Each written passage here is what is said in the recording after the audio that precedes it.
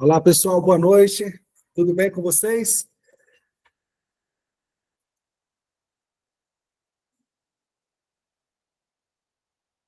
Informa para a gente como é que está chegando o áudio aí para vocês. O áudio está normal. Boa noite. Tá joia.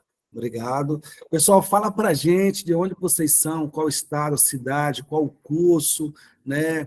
É, qual a universidade, qual a faculdade que vocês são. Coloca no chat aí para a gente, só para a gente saber aonde a Zoltrend está chegando aí com as nossas palestras. Pessoal lá do Pernambuco, Zootecnia UFG,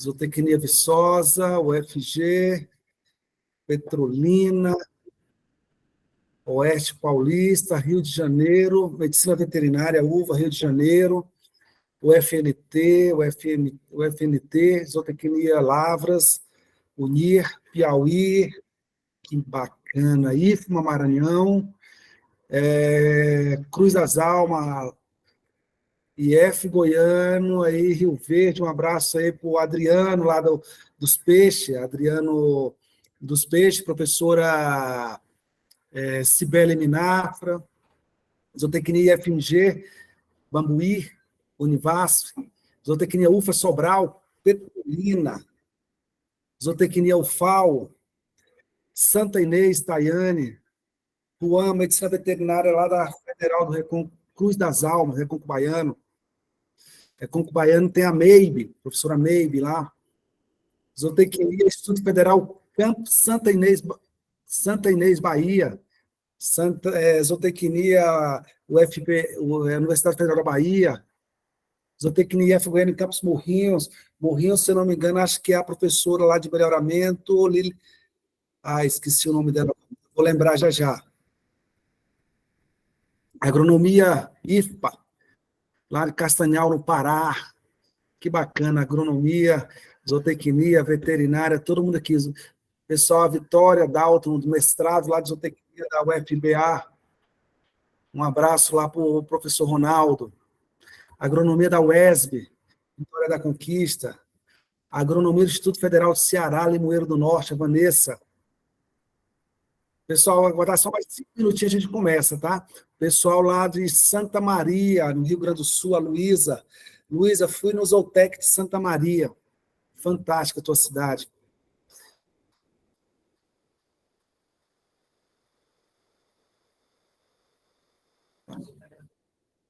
Zootecnia Guatemala. Pessoal lá do... A gente tem o pessoal do Paraguai aqui também, a Natália Gonzalez. UESB, Zootecnia UESB, Corrente, Piauí. Agronomia da Cruz das Almas. Zootecnia UFA Sobral, Matheus.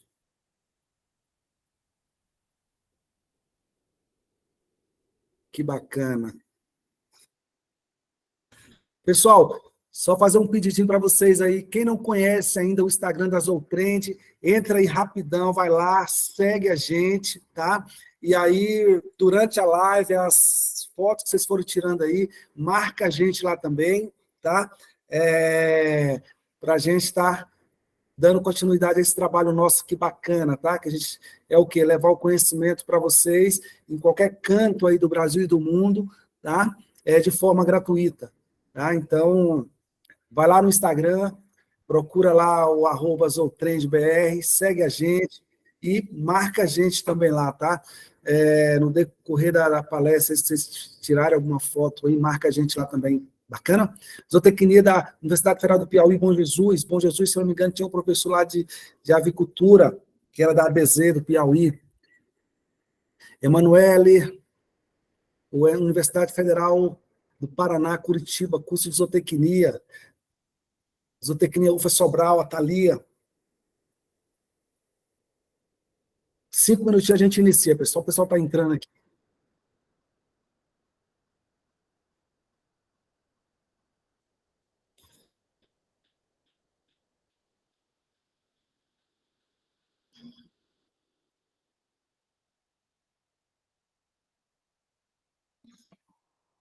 Letícia, terá certificado, tá? A gente, no decorrer da palestra da Paloma, a gente vai estar enviando um link para vocês, e aí vocês preenchem lá no link. Mas olha só, algumas pessoas colocam e-mail, sei lá, esquece de colocar, né? E aí, se não tiver o e-mail, se o e-mail estiver errado, checa sempre essas informações antes, para não dar erro, porque se estiver errado, aí não tem como o pessoal da Zoltrend encaminhar o certificado para vocês, tá?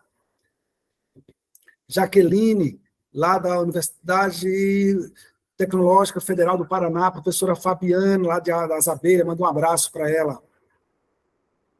Não, Aldeni, não precisava se inscrever, tá?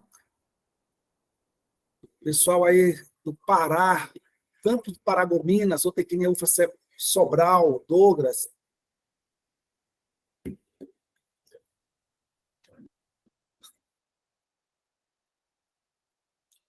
Pessoal chegando, então já somos aqui 126, que maravilha, hein? Quinta-feira.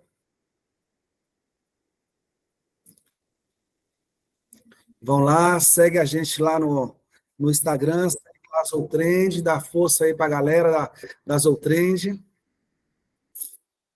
Beleza? A gente vai ter aí um evento fantástico aí no mês de maio, aí, tá? Tem uma semana de palestras show. Não sei se vocês perceberam, mas as palestras que chegam para vocês aqui, a gente escolhe a dedo os temas, tá? São temas que vocês não vê direto dentro da academia.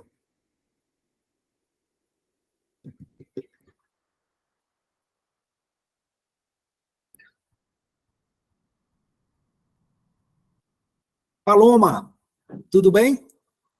Olá, Franklin, boa Boa noite, tudo noite. bem? Paloma, vamos iniciar, né? Estou pedindo aqui para o pessoal dar uma força lá para a Zoltrend, seguir lá o pessoal da Zoltrend lá, que a Zoltrend sempre está trazendo umas palestras e uns cursos bacanas aí na área de produção animal, tá? Então, pessoal, vai lá no Instagram da Zoltrend, segue a Zoltrend. A Paloma também tem um podcast bacana aí chamado Sertão Zou, né? Isso. Na verdade, é Sertão Zou. Depois eu vou falar para vocês por que é Sertão Zou. Não é porque é porque é do sertão, tá? Também não é porque é só do sertão, não, tá? Tem um significado aí por trás da palavra sertãozão, tá? Não é só o sertão da zootecnia, não. Bacana? O pessoal está informando aqui, está começando a aparecer os seguidores lá nas Zoltrend, isso é muito bacana, hein? Legal, galera, muito bem. Então, vamos lá, nós somos aqui 134 agora aqui na palestra aqui, né? Entra lá no Instagram e já segue o povo lá das Zoltrend. Bacana isso, beleza? Paloma, vamos iniciar? Vamos lá? Então vamos lá. Paloma, eu vou pedir que você se apresente, tá? Eu vou fazer minha apresentação e logo depois da minha eu apresento você faz a sua apresentação, tranquilo? Tranquilo, até na minha apresentação já consta, então se você quiser que eu faça antes ou que eu faça quando eu iniciar, tá tranquilo.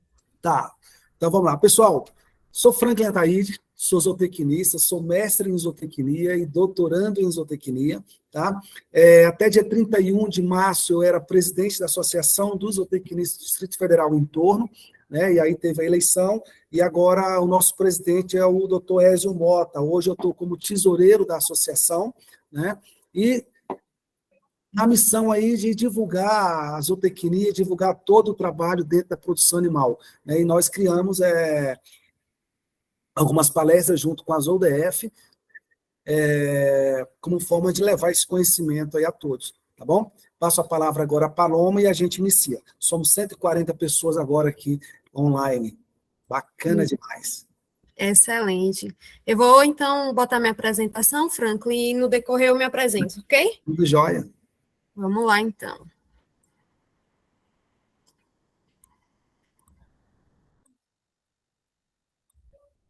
Me falem se vocês estão... Tá aparecendo aí? Sim, está aparecendo. Interpretação de tabelas bromatológicas. Excelente, muito obrigada. Gi, Um corte aqui rapidinho, eu estava esquecendo. Pessoal, a gente tem um parceirão forte nosso aí que tem nos ajudado muito aí também. Agroagenda. Pessoal da Agroagenda, lá na pessoa do Araquém, lá do Mato Exato. Grosso, tá? Quem puder seguir eles lá também, acompanha lá, segue lá o Agroagenda, que pessoal bem bacana aí na parte do agro, aí, divulgando aí toda a cadeia produtiva, tá? Então, lá também vocês têm várias informações sobre os eventos que estão acontecendo aí a nível nacional, né? E aqui, vai lá e segue a Zoltrend, tá? Força aí pro pessoal da Zoltrend. Abração, e aí, Paloma, é você. E aí, pessoal, boa noite, tudo bem com vocês? Então, né, antes de mais nada, queria agradecer a Franklin, e aí também estender o agradecimento, né, à ZOUDF e à ABZ do Distrito Federal pela oportunidade, pelo convite, de poder estar aqui hoje, né, compartilhando com vocês essa temática, que foi bem aceita, né, Franklin? Aí a gente falar um pouquinho sobre bromatologia e sobre como interpretar essas tabelas bromatológicas. Então, assim, sintam-se acolhidos, sintam-se abraçados, e a gente vai aí permear um pouquinho por essas temáticas. Queria só combinar uma coisa com vocês, como eu não estou vendo, não estou vendo vocês, e minha tela está no formato de apresentação, quem tiver dúvidas, né, contribuição, aí vocês colocam no chat, que aí no final da apresentação a gente vai discutindo, tá bom? Vamos deixar as perguntas todas para o final. Para o final. No final a gente abre o microfone, quem quiser falar no microfone pode falar, e quem não quiser manda no chatzinho aí para gente. Ok. Então vamos lá, né, falar um pouquinho sobre isso aí. Antes de mais nada, eu queria me apresentar, né, e antes de começar a me apresentar, eu vi um pessoal que eu conheço aqui, né, lá da época da UFRB, amigos pessoais, então, muito obrigada por vocês estarem aqui também prestigiando hoje, tá? Então, vamos lá, gente. Eu me chamo Paloma Machado, né, como o Franklin já falou, eu sou zootecnista formada pela Federal do Recôncavo da Bahia, né, que é um campus que fica aqui em Cruz das Almas, no Recôncavo. Atualmente, né, estou mestranda também em zootecnia, na mesma instituição, né, estou defendendo agora o meu mestrado no mês de junho. Em paralelo ao meu mestrado, eu fiz 2 especializações, uma voltada para o MBA no agronegócio e a outra voltada para a docência no ensino superior em metodologias ativas, certo? Então, a gente tem aí uma caminhadinha. E como o Franklin bem trouxe, sou fundadora aí do Sertão Zou, que é um podcast, eu brinco, né, dizendo que é um podcast da zootecnia para os zootecnistas, porque o Sertão Zou tem um significado para mim muito importante, que é a questão do pertencimento de sertão, de ser por ser zootecnista, o tão de profundidade e o zou de zootecnia, né?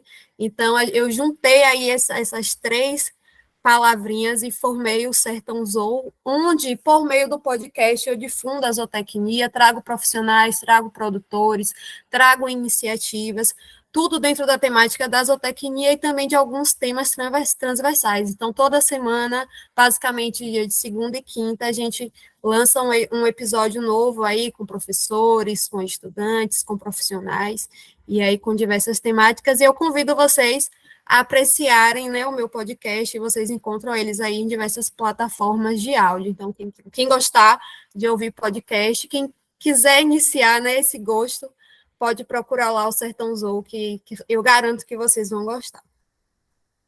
E para a gente começar a falar esse bate-papo de interpretações de tabelas bromatológicas, não tem como a gente falar de bromatologia, né?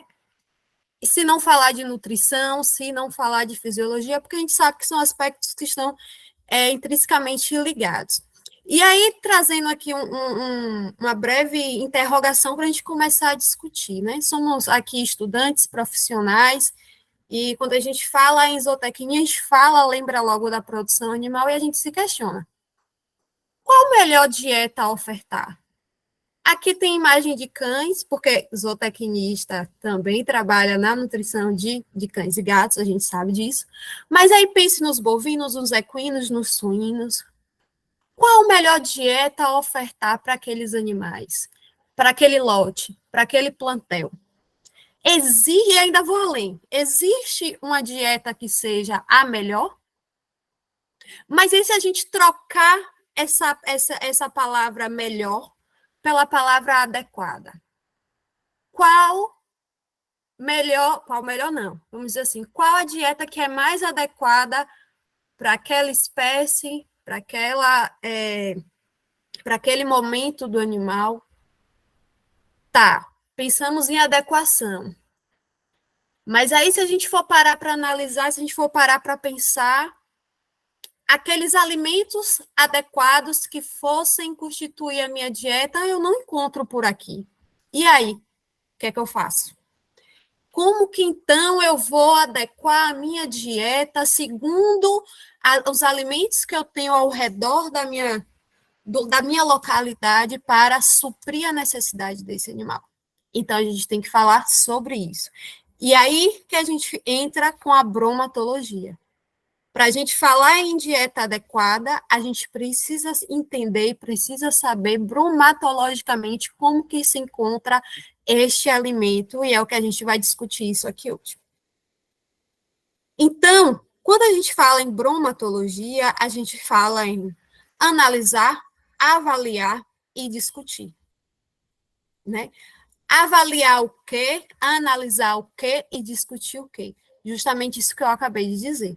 Os ingredientes que vão compor aquela dieta, certo? E para isso existem metodologias, para isso existem, como é que eu posso dizer, sistemas, né, adequados para a gente identificar e para a gente checar, quimicamente falando, como que aquele alimento, como que aquele ingrediente se encontra e de que forma ele vai poder compor a minha dieta. E aquela dieta que eu formular, ela serve para todos os animais, ela serve para todas as categorias animais, ou ela é espécie específico? Ou ela é para um próprio grupo de animal, um certo momento do animal? Então, a bromatologia, ela vem para isso. A gente faz lá a amostragem do alimento, que a gente vai ver que é extremamente importante, analisa esse alimento, bromatologicamente falando, avalia a qualidade desse alimento e depois a gente discute segundo os resultados ao qual a gente encontrou. Então, como eu já bem mencionei, pela etimologia da palavra, bromatologia vem ser o quê? A ciência que estuda os alimentos. Logia, ciência, broma, bromato dos alimentos. Né? Então, é uma ciência. Eu brinco, né, com alguns estudantes, eu não gosto porque tem muito cálculo, eu não gosto porque tem que fazer muita conta, é muita percentagem, eu me perco. E no final eu não consigo entender nada e tem que anotar tudo. A bromatologia é chato, no laboratório a gente faz tudo repetitivamente.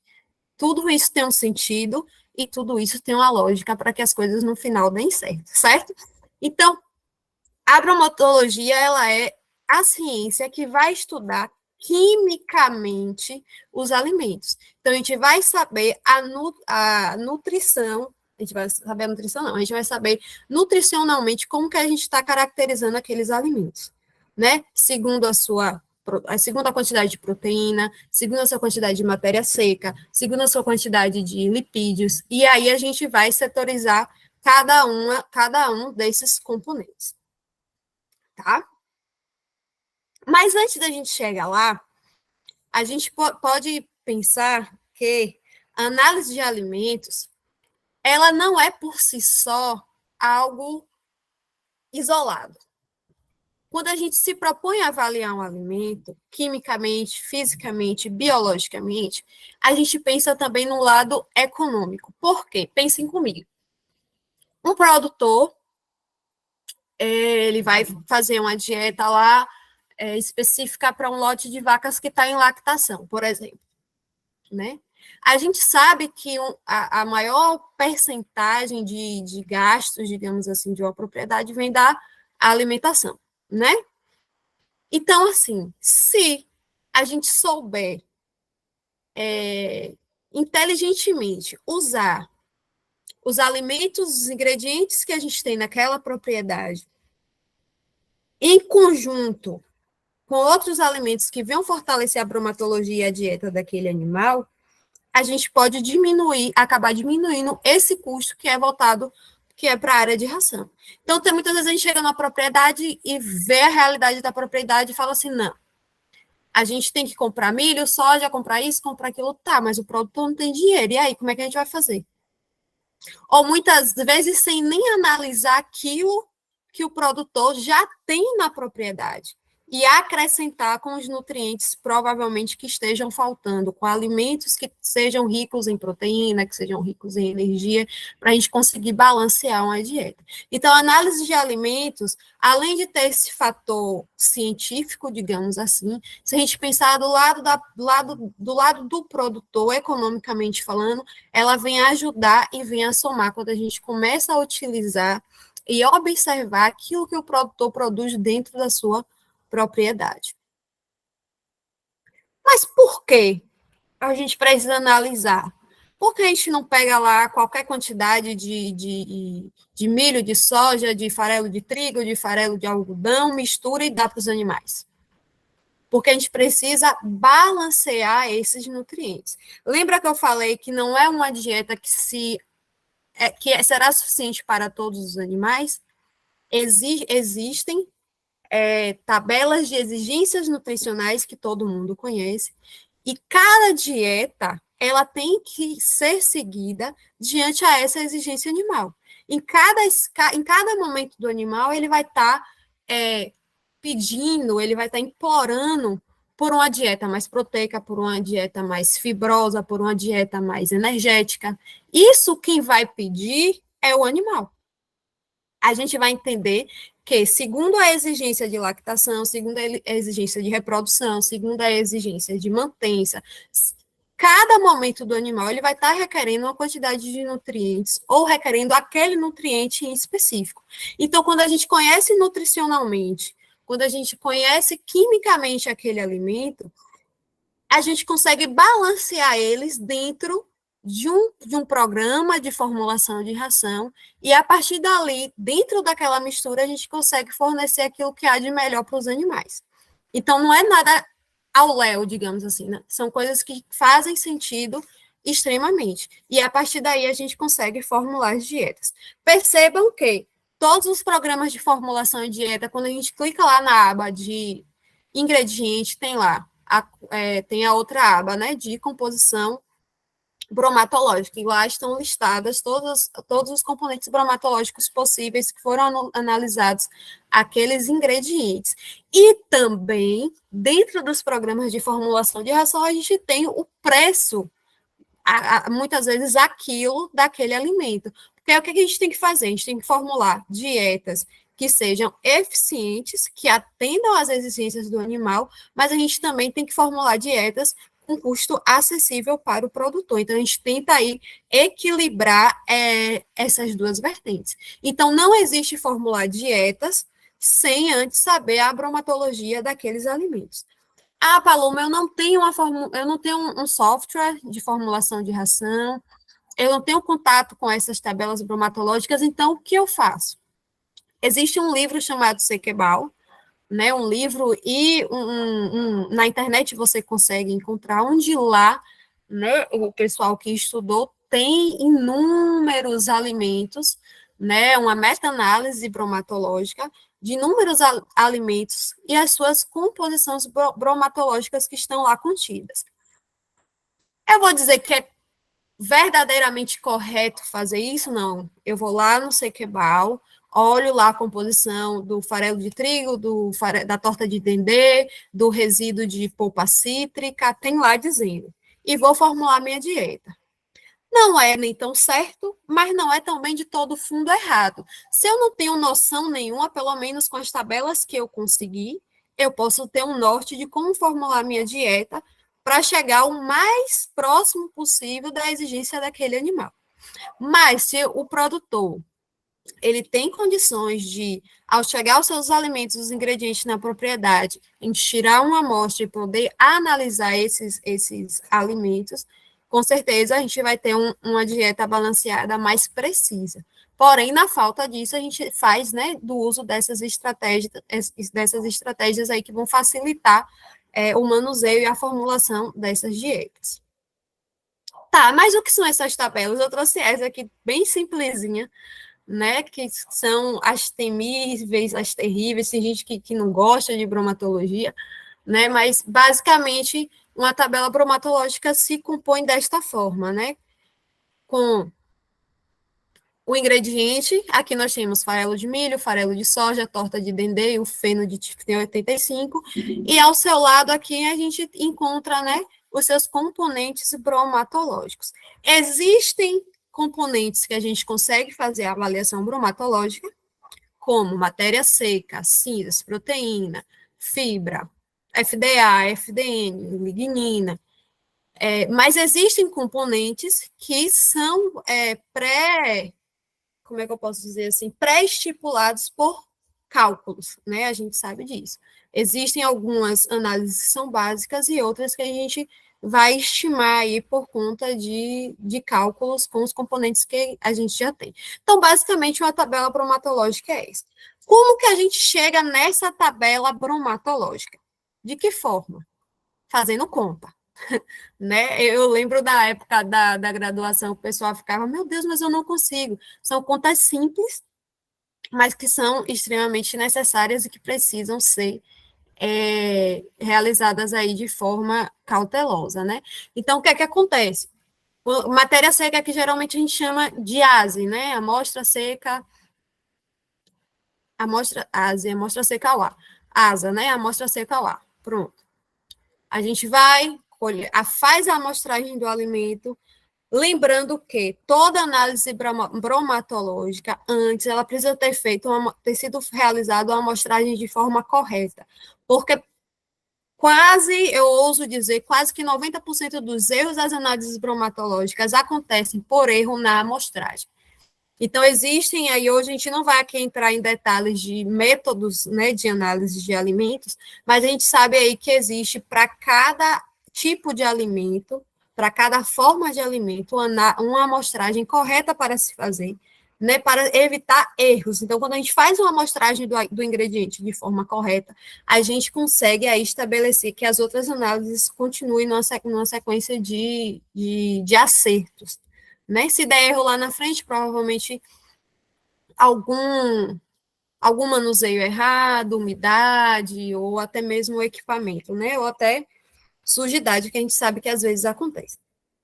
Então, depois que a gente faz todas as análises, a gente tem lá, né?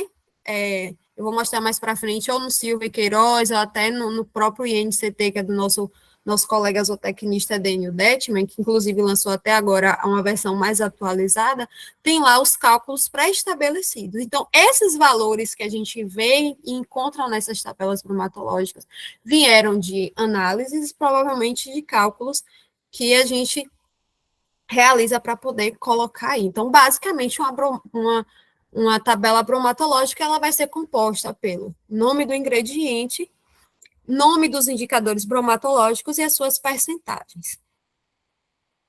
Tá, mas antes de falar sobre isso, antes de a gente entender bromatologia, a gente precisa entender o que é que os animais comem. Né? O que é que os animais consomem?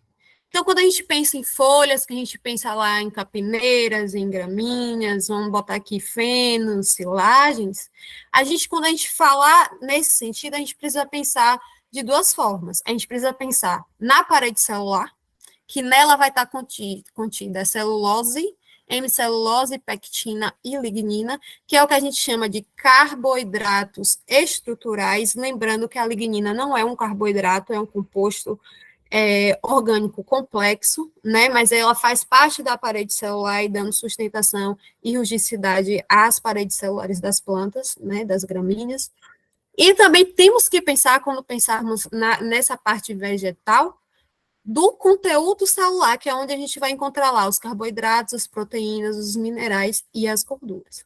Então, quando a gente for pensar FDN, FDA, fibra em detergente neutro, fibra em detergente ácido, a gente vai lembrar o que compõe uma parede celular e o que compõe um conteúdo celular, porque isso vai fazer a diferença na avaliação bromatologicamente desses alimentos.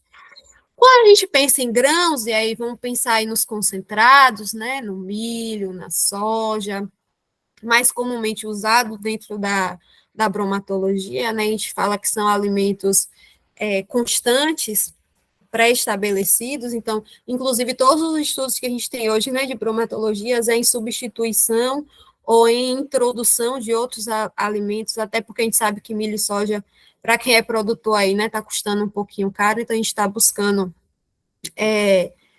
ingredientes alternativos aí, né, proteicos e energéticos na substituição de milho e soja. Então, quando a gente pensar em grãos, a gente pensa aí na casca, né, onde a gente tem aí a parte estrutural, que é a celulose, hemicelulose, pectina e lignina. Voltando só antes que eu esqueça, dentro do conteúdo celular, já que falando em carboidratos, a gente tem os carboidratos não estruturais, que são os açúcares e os amidos, tá? Então, vamos lá. Pensando em grãos, a gente tem a casca do grão, o miolo do grão e o germe do grão, tá? Então, aí dentro da casca a gente tem novamente os carboidratos estruturais, celulose, hemicelulose, pectina e lignina. No miolo do grão a gente encontra aí amido, óleo e proteína, né? E no germe no grão, que se você pensar no grão é aquela partezinha branca de baixo ali, a gente vai ter os óleos, os minerais, os açúcares e as proteínas. Além disso, a gente tem também, né, os alimentos de origem animal, que a gente sabe que, segundo a Instrução Normativa de 41 de 2009, pré-estabelecida pelo Ministério da Agricultura, Pecuária e Abastecimento, MAPA, é proibido em uso de animais ruminantes por conta do mal da vaca louca, né? Então, alimentos de origem animal para ruminantes, eles são proibidos. Mas aí a gente tem uma listagem muito grande de farinha de carne e ossos, de farinha de vísceras de aves, farinhas de sangue, de peixes, de pena hidrolisada, farinha de plasmas de sangue, que são utilizados para a formulação de dietas, né? De pets, de monogástricos, e eles são alimentos ricos em proteínas e alimentos ricos também em alguns em lipídios. Né? Então, a pena hidrolisada mesmo, né, que a gente chama a atenção da queratina, tem alguns animais que não conseguem, dentro do seu metabolismo, quebrar a queratina. Então, o que acontece? Faz a farinha, disponibiliza melhor o colágeno para esses animais, né? E aí, a gente tem, né, inúmeras possibilidades dentro das farinhas. E dentro dos alimentos ainda de origem animal, a gente tem as gorduras, que também aí vem com alto teor energético, né, com altas composições de lipídios, que é o sebo bovino, óleo de aves, óleo de peixes e graxas suínas. Nem todos são usados comumente, né, mas a gente precisa ter ciência de que eles existem e de que eles podem ser utilizados aí dentro, compor, né, uma dieta dentro, para fornecer aos animais. E o que tem nos alimentos é justamente aquilo que a gente já conversou. Então, a gente pega o macro, que são os alimentos in natura, e a gente vai estudar o que tem dentro desses alimentos. Então, aí, aqui é uma separação, né, basicamente, que a gente já conhece, que a gente tem o alimento, e aí a gente vai estudar passo a passo, né, a matéria seca, a matéria orgânica, os minerais, as proteínas, os carboidratos, os lipídios, vitaminas e energia. Então, é isso que interessa bromatologicamente para uma formulação de uma dieta eficiente. Então, a gente precisa entender quanto de proteína, quanto de carboidrato, quanto de lipídio, quanto de cada componente bromatológico vai existir aí dentro de cada alimento. A gente sabe que tem aquela setorização, né? Alimentos proteicos e alimentos que são mais fibrosos, que a quantidade de fibra é maior nesses casos, proteína menor, os alimentos proteicos, ele tem uma quantidade de proteína maior, já contém menos fibra, e aí a gente já tem essa ciência. Então, quando a gente vai formular uma dieta, a gente tem que equilibrar isso, porque o animal, ele precisa da fibra, que a gente sabe que a fibra tem funções importantes dentro do metabolismo do animal, e o animal precisa da proteína, porque a proteína também tem lá suas funções importantes no animal. Então, a gente pega o macro e setoriza para formular essas dietas. Então, aqui, basicamente, é um esquemazinho que todo mundo já conhece, que a gente pega o alimento e aí a gente vai fazendo as análises, né, até conseguir extrair a percentagem de cada componente desse dentro do alimento. E aí, aquela receitinha de bolo, né? Meu orientador que fala, a Paloma deu um nome maravilhoso, porque é uma receita de bolo mesmo. A gente tem o livro Análise de Alimentos, que é do Silvio Queiroz, né? Conhecidíssimo aí. Quem nunca manuseou na aula de bromatologia esse livro, né? Que é os métodos químicos e biológicos para obter essas percentagens desses componentes. E a gente tem o INCT, né, do Ciência Animal, que é o Métodos para Análise de Alimentos, que é o que a gente mais usa, que é do Eden e o Detma, em parceria com outros pesquisadores. E, recentemente, ele lançou dois, né, uma edição mais nova, o livro, a capa é amarelinha, que é Métodos de Análise para Alimentos, mas ele vem com a correção de alguns métodos, né, que a gente já utilizava. Então, o que acontece? Nesses livros, eu não chamaria nem de livros, né? Mas nesses manuais, estão lá o passo a passo que a gente deve seguir, né? Toda a metodologia que a gente precisa seguir rigorosamente para conseguir estabelecer e encontrar essas percentagens desses componentes. Então, quando a gente entra no laboratório de bromatologia, a gente vai ter lá disponível, né, esses dois livrinhos, onde a gente consegue, por meio deles, aí, encontrar essas metodologias, né? E aí tem os equipamentos que a gente usa, os aportes que a gente usa, como moer o alimento, em que peneira, né, moer, na de 1 milímetro, na de 2 milímetros, por que a de 2 milímetros é para degradabilidade, por que a de 1 milímetro é para as outras análise, né? Então, tudo está lá especificado nesses dois livros. E se a gente seguir rigorosamente o que pede eles, dentro da receitinha de bolo de cada análise, a gente vai ter aí um sucesso ao encontrar a percentagem desses nutrientes. Então, bora lá entender mais ou menos o que é que acontece. Para entender tabela bromatológica, a gente precisa entender o que significa cada componente que tem descrito dentro da tabela bromatológica. Então, vamos lá. Nessa primeira imagenzinha, a gente tem o que a gente chama de matéria natural. Pense em um alimento qualquer, uma gramínea, uma silagem, um feno, uma capineira, um concentrado, uma torta, um resíduo. Quando a gente pega o alimento natural, certo? Então, quando a gente pega esse alimento, que ele não sofreu ainda nenhuma alteração, a gente chama ele, diz que ele está em matéria natural, certo? E o que é que acontece? Para a gente fazer as análises bromatológicas, a gente precisa, na verdade, as análises bromatológicas, esses componentes, eles são em cima do que a gente chama de matéria seca, tá? O que é matéria seca? É justamente quando a gente pega a matéria natural, pega o alimento lá, o ingrediente cru, e retira a sua umidade. Quando a gente retira a água, a gente garante que dentro da matéria seca existe quase que 100%. Por que quase que 100%? Porque a gente não consegue tirar 100% da água, mas a gente consegue eliminar aí 99,9% da umidade, né? Então, ali a gente consegue garantir que a gente tirou a umidade, então a gente vai ter matéria seca. E dentro daquela matéria seca, a gente vai ter os componentes que a gente precisa e que é requerido para a bromatologia, certo? Então, retira a umidade naquele processo que a gente conhece, né? Pega lá o alimento, tara a balança, tara o recipiente, pesa o alimento, anota, né, o valor do alimento, leva para a estufa. E aí, depois, né, de aí 72 horas, a gente retira da estufa, pesa novamente, tara o recipiente, e aí a gente tem esse valor do ASA, e depois a gente leva para fazer o ASA, certo? Então, quando a gente retira a umidade, a gente tem o que a gente chama de matéria seca. E dentro da matéria seca, a gente vai ter lá os componentes que a gente quer.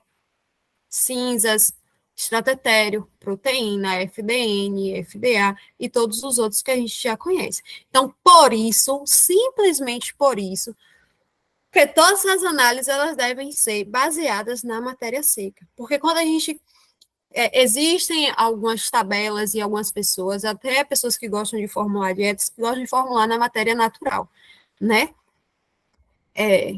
Não é errado, digamos assim. Porém, a gente acaba estimando alguns valores, certo? Mas o mais recomendado seria que todos os restantes das análises fossem descritos aí em cima da matéria seca.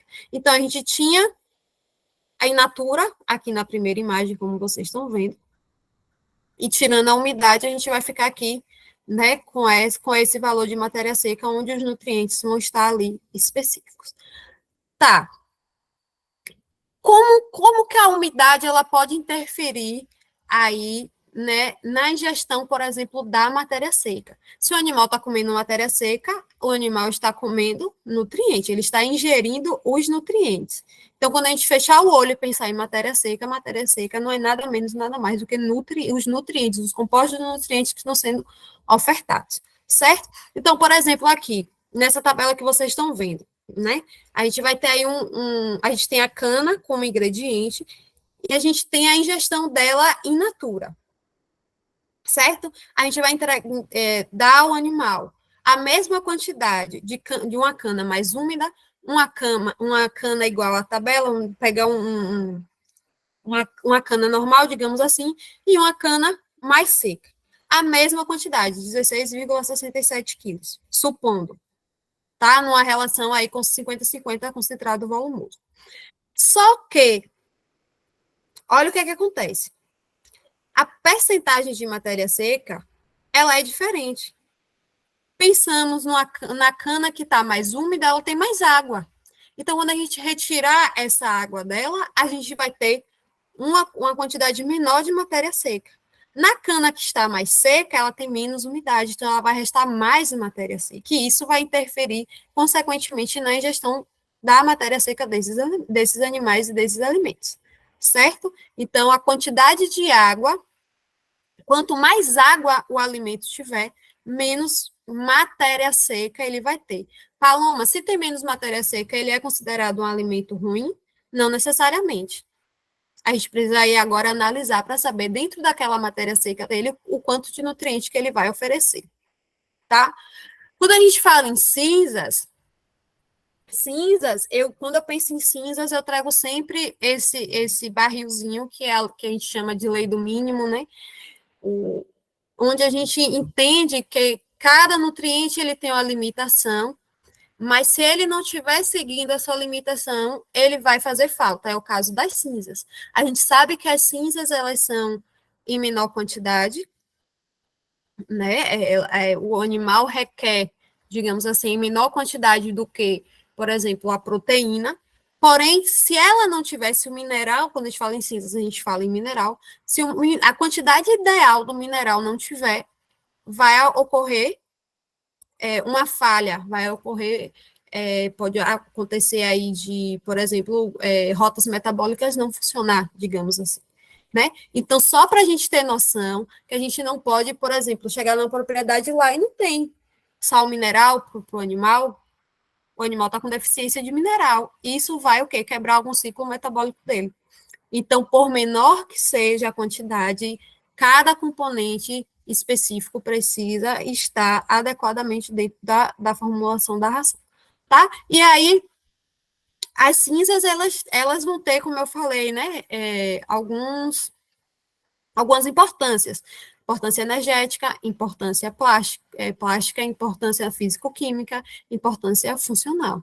Então, quando a gente pensa em mineral, a gente pensa em metabolismo, a gente pensa em manutenção de tecidos, a gente pensa em cálcio, em fósforo, a gente pensa no equilíbrio ácido-base, a gente pensa em diversas sínteses, né? Então, quando a gente quebra a quantidade de minerais, ou a gente acha que não vou deixar um sal mineral lá não, porque não é importante, a gente vai estar mexendo no metabolismo do animal. E aí não adianta ter uma bromatologia alta, energeticamente alta, proteicamente alta, se não vai estar faltando aquilo que, por menor que seja, se faz essencial dentro de uma formulação. E aí vem a grande proteína, que a gente chama de proteína bruta, né, a nossa PB. Quando a gente vai analisar a proteína bruta, né, que é aquele método de Kjeldahl, que é digestão, destilação e titulação, né? É todo um processo, análise de proteína bruta, mas uma das mais prazerosas, eu acho, viu? Então, quando a gente chega lá na titulação, aquele valor que a gente encontra não é de proteína.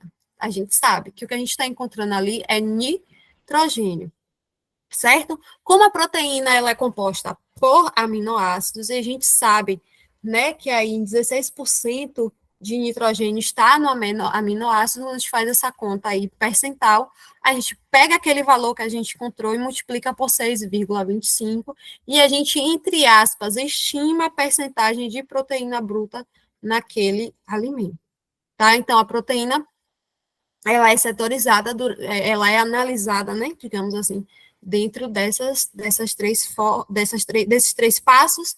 Cada passo tem lá a sua solução, né, específica para poder fazer a solubilidade lá dos nutrientes.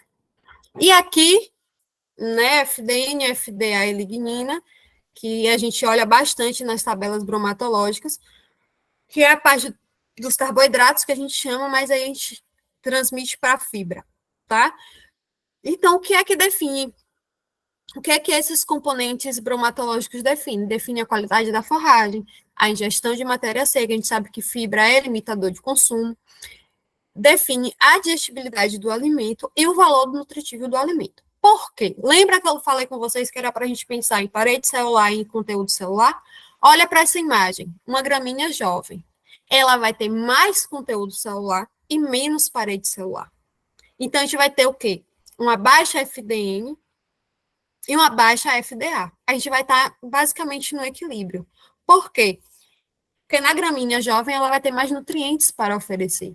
O conteúdo celular dela, ela vai ter um valor nutritivo muito maior, certo? E aí a gente tem uma qualidade de forragem boa, a gente tem uma gestão de matéria seca mais tranquila, a gente tem uma digestibilidade do alimento. Por quê? Porque a quantidade de lignina que está aí presente, ela é menor. Lignina, ela não é degradável nem digerível pelos animais, certo? Existem até alguns, eu não vou lembrar certamente agora, mas existem alguns estudos com cogumelos, né, que tentam ver aí a possibilidade de uma degradação, de uma digestão aí da lignina, mas até agora nada muito formalizado. Então, uma gramínea mais jovem, ela vai ter uma qualidade de forragem muito melhor, porque ela vai ter uma alta energia para oferecer e uma alta ingestão aí da gramínea, certo? Uma gramínea mais velha, ela vai ter uma parede celular muito mais enrijecida. Então, quanto mais velha a pastagem, o que é que acontece? Maior lignina vai estar imperando ali. Então, a lignina, ela é um fator limitante de digestibilidade do alimento.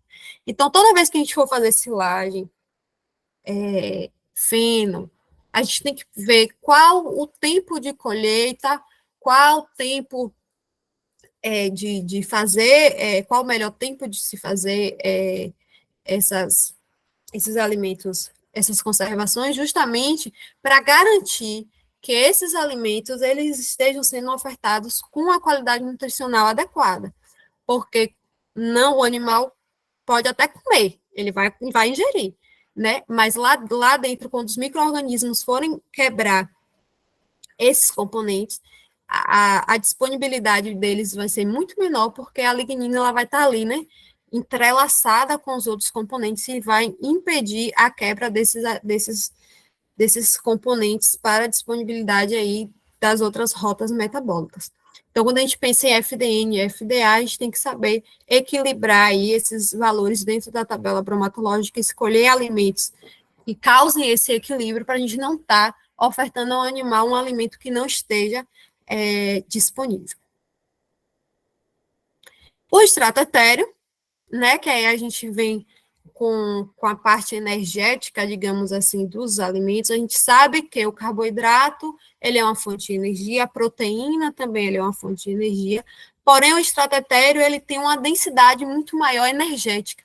Então, quando a gente quer aumentar a densidade de uma dieta, a gente aumenta a quantidade aí, né, a gente coloca alimentos que têm dentro da sua composição um valor de extrato etéreo maior, né? Então, o extrato etéreo é fonte de ácidos graxos e melhora a eficiência energética dos animais. E a gente pensa também lá na tabelinha da lei do mínimo, né?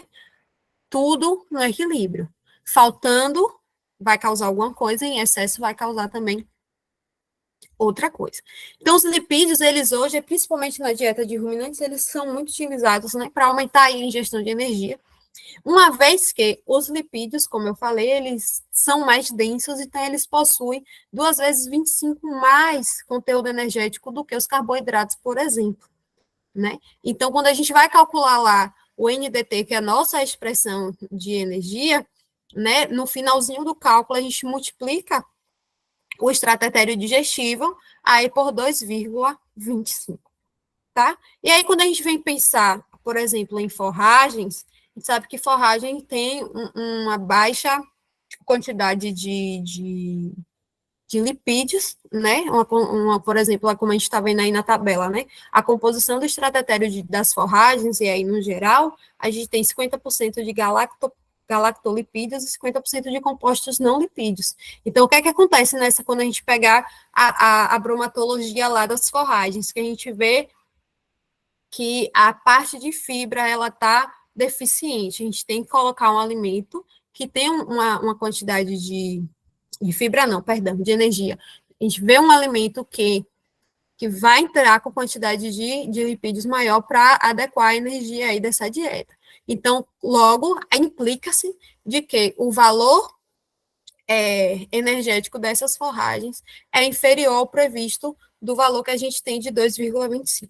Já os alimentos concentrados, eles vai ter em volta de 70% a 80% de ácidos graxos, e a gente tem aí que os alimentos concentrados, eles chegam mais próximo do fator adequado de 2,25, isso falando em densidade energética. A gente sabe que os alimentos concentrados ele têm um valor mais energético do que as forragens. As forragens elas entram com valores de fibra. E aí, pensando um pouquinho em como olhar as tabelas bromatológicas, a gente, né, passei rapidamente aí, porque é uma matéria seca, que é uma matéria mineral, extrato etéreo, que é proteína bruta. Eu vou mostrar agora para vocês algumas tabelas bromatológicas que a gente pode encontrar aí, né? Essas eu tirei de alguns trabalhos científicos para poder mostrar a vocês. Então, as tabelas, elas vêm basicamente com o título, né? Dizendo de que é a composição bromatológica, né? E aí, em que momento se encontra, antes ou depois da ensilagem, em período chuvoso ou em período seco, né? Vem basicamente uma introdução dizendo de onde foi encontrada, de que forma foi processado ou amostrado aquele alimento. Vem os nutrientes das análises que foram feitas, né? Vem o título, o nome dos alimentos que foram analisados, e, por fim, no final da tabela, a gente tem aí algumas observações, como, por exemplo, se os valores estão em percentagens de matéria seca ou em matéria natural, os valores que são calculados em cima de nitrogênio total, como, por exemplo, a correção, né, do NIDIN e do NIDA. Por que a gente faz análise de correção? Porque algumas proteínas, elas estão ainda interligadas a alguns componentes. Então, para a gente disponibilizar essas proteínas, saber quanto que tem ali disponível, né, a gente faz a correção aí do NIDIN e da NIDA para FDN e FDA, né? E como na tabela vem as siglas, para aqueles que não são comumente usuários, né, de tabelas bromatológicas, vamos dizer assim, vem a nomenclatura de cada um. Então, a gente tem aí, ó, bagaço de cana-de-açúcar, palma forrageira, bagaço de palma sem ureia, bagaço de palma com ureia, certo? E aí tem a percentagem de matéria seca de cada um, a percentagem de proteína bruta, de extrato etéreo, de fibra em detergente ácido corrigido para proteína, fibra em detergente neutro corrigido para proteína, os valores, né, que são extremamente importantes para a gente, de hemicelulose, celulose e lignina. Percebam que o bagaço mais a palma sem ureia tem o valor de lignina, ou 6,6, o bagaço de cana-de-açúcar, 7,3, certo? Não são valores exorbitantes, mas a gente precisa ficar de olho nisso. A gente tem os carboidratos totais, carboidratos não fibrosos, né? Nitrogênio não proteico, matéria mineral, que são as cinzas, e os nutrientes digestíveis totais. Essa tabela que vocês estão vendo agora, basicamente, é uma composição de tabela simples, sem muita informação de composição de dieta, de percentagem de componente na dieta, é basicamente uma tabela simples. É como se a gente pegasse aquela análise que a gente fez no laboratório, lembra aquelas tabelas do laboratório, e arrumasse aí no Excel bonitinho e fizesse uma tabela, tá? Porém, existem tabelas que já vêm com outras informações. Por exemplo, nessa tabela que nós estamos vendo, a gente tem os ingredientes, né? Feno de Tifton, milho de grão moído, tem o farelo de soja e tem o resíduo de cervejaria desidratado, tá? Mas além da bromatologia desses ingredientes, ela mostra para a gente também a bromatologia da dieta, com a inclusão, né, aí das percentagens do resíduo de cervejaria. Ou seja, a gente tem a dieta, a composição da dieta, né, com 0% de inclusão, com 20% de inclusão, com 40% de inclusão, com 60% e com 80% de inclusão. Por que a gente realiza esses estudos? Para a gente entender se aqueles alimentos que a gente encontra e que a gente ainda não está sendo testado ou não é comumente usado, se em alguns níveis de inclusão, ou do farelo de soja ou do milho, ele consegue atingir a quantidade proteica e a quantidade energética daquele animal naquela dada situação. Se a gente consegue fechar uma dieta, né, a gente brinca tanto, né, se a gente consegue fechar uma dieta. Então, existem tabelas bromatológicas mais simples e existem tabelas que a gente pode encontrar aí com essas diferenças, de apenas com a bromatologia dos alimentos ou com os níveis de inclusão que a gente, que os experimentos, por exemplo, fazem, e que é de extrema importância para a gente saber se aquele ingrediente for tóxico, até que nível de inclusão eu posso utilizar aquele alimento na minha dieta para que para que a sua toxicidade não seja atingida, né? Será que se eu for a 60%, ela vai se expressar? Se eu for a 40%, então, os níveis de inclusão também servem para a gente detectar isso, tá? Existem outras tabelas de níveis de inclusão, por exemplo, aqui, nessa tabela que vocês estão vendo, né? Aí embaixo não é a composição do ingrediente, ela não mostra a composição do ingrediente, ela mostra apenas a composição das dietas nessa parte de baixo. E na parte superior, ele está me dizendo o quê? Que dentro dessas dietas, eu tive a inclusão de 0, 10, 20, 30%. Mas ele não diz de quê. Provavelmente no texto tem lá descrito. Mas, por exemplo, eu de olhar a dieta, de que forma eu interpretaria isso? Né? A gente percebe que ele firmou aí o feno da parte aérea de mandioca, né? Então, a quantidade de feno de parte aérea de mandioca foi igual para todos os níveis, né? E aí, o que é que acontece? Ele foi incluindo a casca de mandioca, 0%, 10%, 20% e 30%. E os outros nutrientes foram se adequando, né? O sal mineral ele manteve aqui normal, fosfato, teve alguma alteração, mas perceba que o milho e o farelo de soja, eles mudaram a sua composição a partir do momento da introdução da casca de mandioca. Por que que isso acontece, gente? Isso é normal acontecer. Por que que a gente precisa entender cada componente bromatológico? Justamente por isso. Se eu não tenho a casca de mandioca, o milho e a soja e os demais ingredientes precisam suprir a necessidade do animal. Quando eu incluo um ingrediente novo na dieta, opa, o que é que esse ingrediente tem? O que é que esse ingrediente pode agregar na minha dieta? Como bromatologicamente ele é qualificado? E a partir daí, eu vou vendo se eu vou inserir mais milho, se eu vou inserir mais farelo, se eu vou diminuir a percentagem deles. Qual é o objetivo de nós, enquanto profissionais? Encontrar alimentos, né, que tenham uma composição bromatológica qualificada para a gente diminuir a quantidade de milho e soja. Porque aí a gente diminui financeiramente a compra desses ingredientes e a gente substitui por algo mais acessível, porém com a mesma qualidade bromatológica. Então, existem inúmeros estudos hoje para isso, tá? Então, quando a gente chega numa propriedade que tem lá, que você vai misturar uma ração 100%, onde tem 30% de milho, 30% de farelo de soja, 10% de torta de dendê, 10% de farelo de... como é o nome? De farelo de cacau, né? Torta de cacau, porque a gente já foi visto a bromatologia desses alimentos antes e soube quantificar quanto de quilo em cada ração vai segundo aquilo que o alimento está ofertando. Então, por isso que esses experimentos são extremamente importantes. Perceba essa outra tabela bromatológica que a gente vê, tá?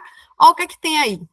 A gente tem em cima dizendo a porcentagem de cada ingrediente na ração, certo? A gente tem lá, ó, 60% de feno, 32,72% de milho, 6,3% de farelo, 0,0% de fosfato, 0,92% de premix mineral.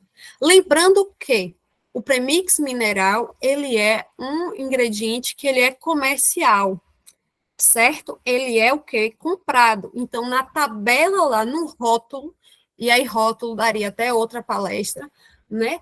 Rótulo do proteinado, rótulo do mineral, o que significa aquela? Como eu posso calcular aquilo? Né? De que forma, bromatologicamente? Então, embaixo das tabelas bromatológicas tem que estar lá, ó, por exemplo, nessa tem composição por quilo do premix. Então, eu preciso saber o que é que tem nesse premix. O que é que está vindo nele, que ele está agregando na dieta que eu vou fornecer ao meu animal, certo? Então, a gente precisa entender também a percentagem de cada ingrediente dentro aí da formulação, tá? E embaixo a gente tem, ó como essa tabela já foi diferente. Nessa tabela a gente tem a composição química da ração total, mas também tem a composição química de cada ingrediente, certo? Então, a gente tem diversas formas de expressar bromatologicamente, entender o que acontece aí dentro desses componentes para poder formular uma dieta. Outra tabela é bastante interessante, e aqui eu queria até ressaltar uma coisa interessante com vocês. Quando a gente vai formular uma dieta, ou até mesmo quando a gente está fazendo experimento a campo, a gente pegou lá uma amostra daquele alimento, certo? Levou para o laboratório e fez as análises bromatológicas. Aí a gente começou o experimento hoje. Porém, o que é que acontece? Não vamos falar de experimento, não, vamos falar da propriedade. Peguei a amostra, fiz a análise, a dieta lá, formulei a ração, tá, tô dando para as minhas vacas, para os meus ovinos, para o equino, para o suíno, para as aves, que seja, qualquer espécie. Só que eu comprei uma quantidade limitada de ingredientes e a ração acabou. E aí eu preciso formular uma nova dieta. O que é que eu vou fazer? Eu vou pegar a mesma composição bromatológica ou eu tenho que pegar novamente uma amostra desses ingredientes que chegaram e fazer uma composição nova? Por que eu estou falando isso? Perceba nessa tabela, tá? Uma composição química bromatológica dos alimentos que foram fornecidos aí aos cordeiros em confinamento em tal fazenda, no período de novembro de 2013 a junho de 2014, com base na matéria C. Tá.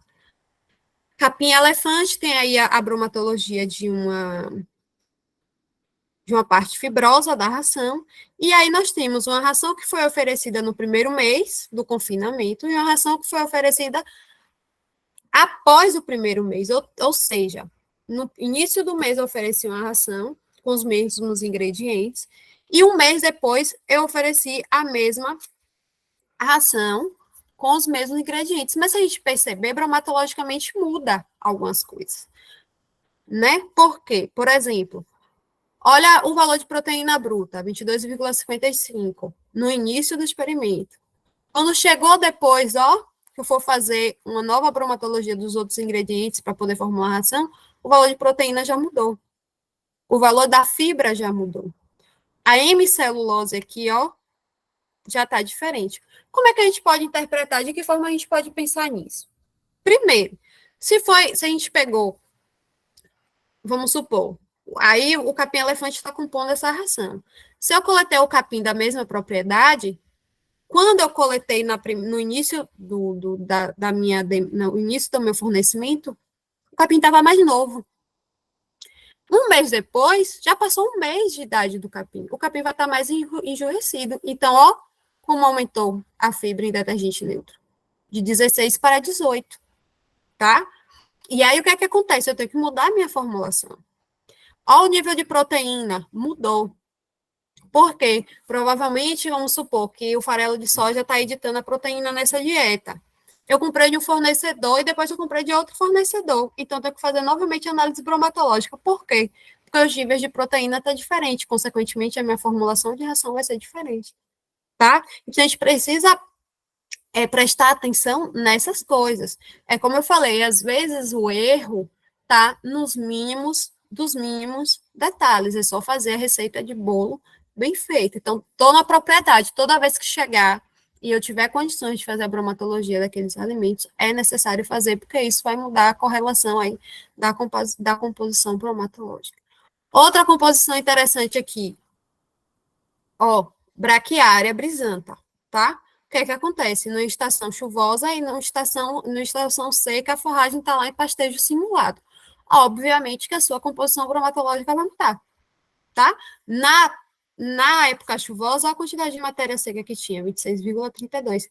Estava chovendo, umidade, água. Na época seca, o que é que acontece?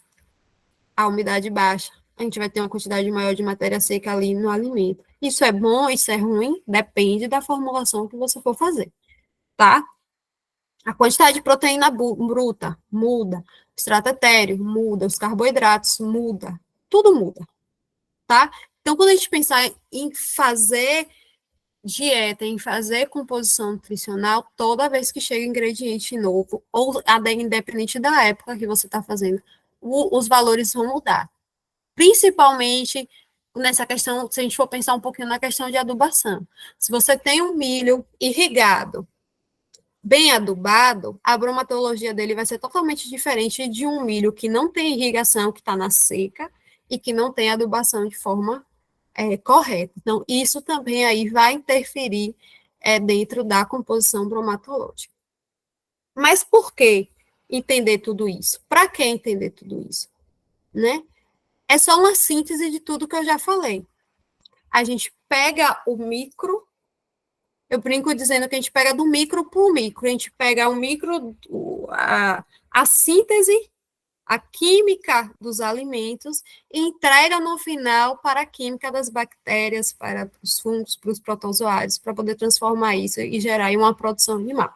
Então, a gente precisa entender bromatologia, nutrição e fisiologia para entender o que é que o animal está precisando e de que forma os alimentos vão se adequar numa mistura para suprir essas exigências, certo? E aí a gente sabe que cada categoria animal tem uma exigência diferente. E, por fim, formular uma dieta adequada. Se a gente não formular a dieta adequada, a produção baixa, produção de leite baixa, pode ocorrer problemas no metabolismo do animal, né, e inúmeras outras funções. E aí eu trago inúmeros exemplos. 2 fazendas proprietárias de leite, eu trabalho muito, né, na área da bovinocultura leiteira. O que é que acontece?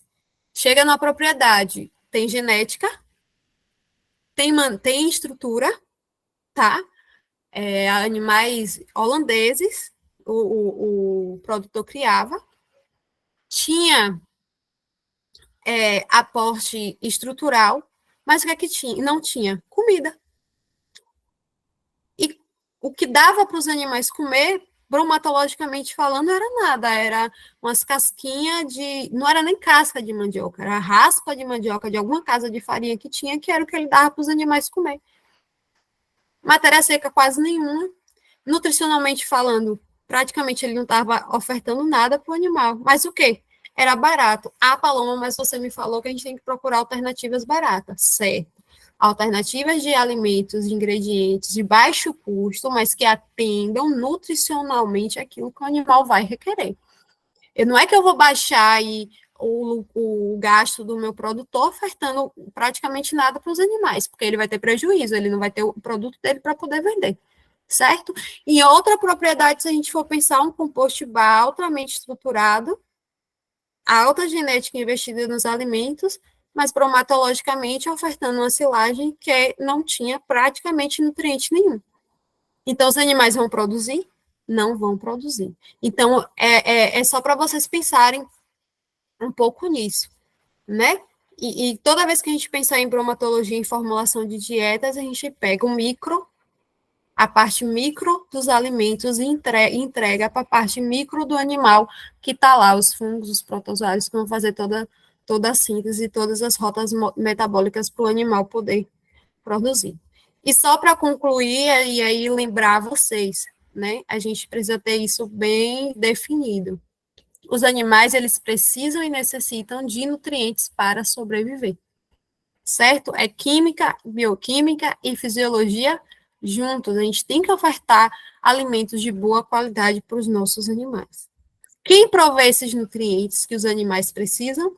Os alimentos. Então, consequentemente, a gente tem que ofertar alimentos de boa qualidade. E como é que a gente sabe isso? A partir das análises hematológicas e interpretá-las de forma adequada.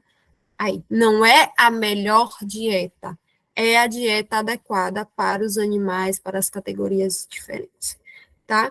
Então, eu fico aqui, agradeço a vocês por participarem, agora a gente vai bater um papo, certo? Mas, basicamente, era isso que eu queria trazer para vocês, de interpretações de tabelas bromatológicas. O simples bem feito, ele dá resultado, né? Para quem não gosta de bromatologia, é chato, são 5, 6 repetições, tem análises que são 10 repetições, mas a gente precisa saber para saber se aquele valor está, né, certo. Lembra lá da estatística, a repetibilidade é um dos pilares, né, isso para fazer dar certo. Convido vocês também a me seguirem no Instagram, lá eu compartilho algumas informações nessa área, e também é onde eu compartilho um pouquinho do podcast, que é o Sertão Zou. Convido vocês a ouvirem novamente o Sertão Zou, e está aqui o meu e-mail para quem quiser, né, entrar em contato, tirar dúvidas, e aí a gente está à disposição. Então, meu muito obrigada e gratidão a vocês, e agradeço a Franklin novamente pela oportunidade.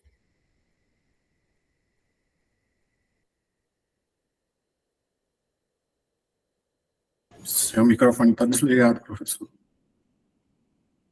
Obrigado, Félix. Paloma, eu que agradeço por você ter aceitado o convite do pessoal da Zootrend, né? E você me deu uma palestra para a gente. Você deu uma verdadeira aula sobre bromatologia. Eu tenho certeza que para muitos que estão aqui, a forma que você trouxe, toda a didática, a forma de falar, tal, explicando, alavancou ainda mais o conhecimento que eles já tinham nas aulas lá de alimentação ou de bromatologia lá nos cursos, né? Foi excelente, tá? A gente vai estar abrindo as perguntas agora. O pessoal quiser fazer alguma pergunta para a Paloma, pode ligar o microfone ou fazer direto aqui no chat, né? Não sei se você consegue visualizar o chat, mas está aí Consigo. a lista de parabéns, de ótima palestra, de excelente palestra. Verdade, foi muito bom. Poderia repassar o e-mail da Paloma, anotando. E tinha um pessoal pedindo os slides, aí fica com a Paloma, aí não é com a gente, talvez seja material de trabalho dela, não sei como é que fica essa parte disponibilizar. As palestras das Zootrend são todas gravadas, mas nós não temos permissão de disponibilizar as gravações, tá? O pessoal estava perguntando aí agora que eu estava vendo, então a gente não tem como disponibilizar essas gravações. Todas são gravadas, mas não são disponibilizadas, tá bom? Então, perguntas estão abertas, tá com vocês aí. Nós estamos com 145 pessoas online, né? Isso foi muito bacana, plena quinta-feira, 9h15 da noite, o pessoal aí firme. E vou te falar uma coisa, depois que começou, ninguém mais saiu, tá? Ai, que legal. Eu queria agradecer, gente, aqui as felicitações, muito obrigada. Eu acho que eu consegui, se eu conseguir, né, passar um pouquinho de conhecimento para vocês, para mim já é válido. Então, assim, a gente está aqui para discutir, mas muito, muito obrigada. Com relação ao material, eu não tenho problema em passar.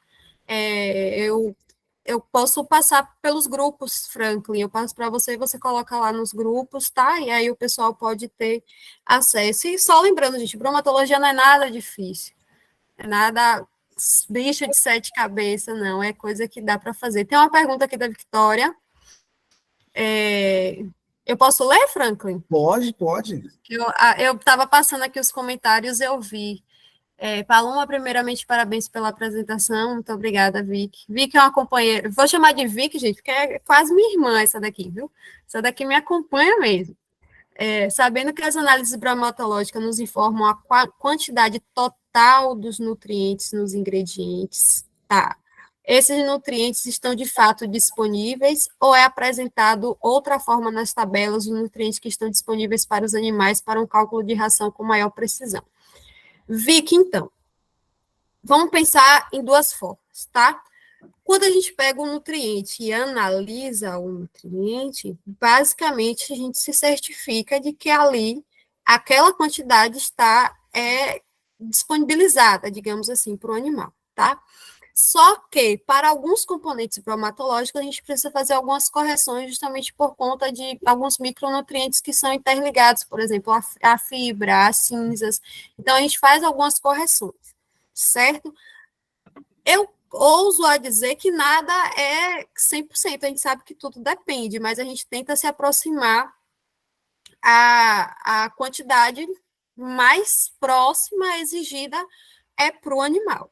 Quando a gente vai fazer essa formulação com dietas pré-determinadas, a gente já não tem essa garantia, né? Porque, por exemplo, o Sequebal, ele é um compilado de informações, é uma meta-análise ali das componentes bromatológicos que tem naquele alimento. Então, a gente vai ter ali alimentos de diversos estados, de diversas condições de adubação, climática, espécies diferentes, cultivadas e manejadas de forma diferente. Então, nessa forma, a gente não certifica, tá? Mas a gente tenta chegar ao máximo possível para poder suprir aí essas necessidades.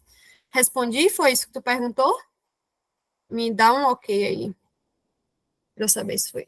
Pronto. Foi sim.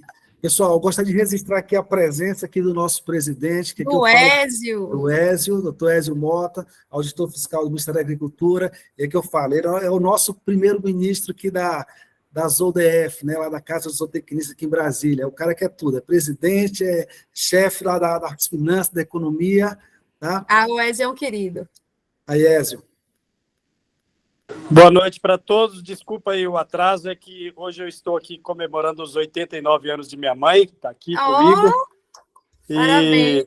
E eu vim aqui para dar um abraço nela, e tínhamos visita aqui, saíram agora que estou conseguindo entrar. Tranquilo, Ézio, seja bem-vindo. Tem mais pergunta aqui. Tem aqui a da Caroline. Ela quer saber qual é a diferença entre a fibra detergente neutro e a fibra detergente ácido. E por que o FDN aumenta quando a forragem fica mais velha?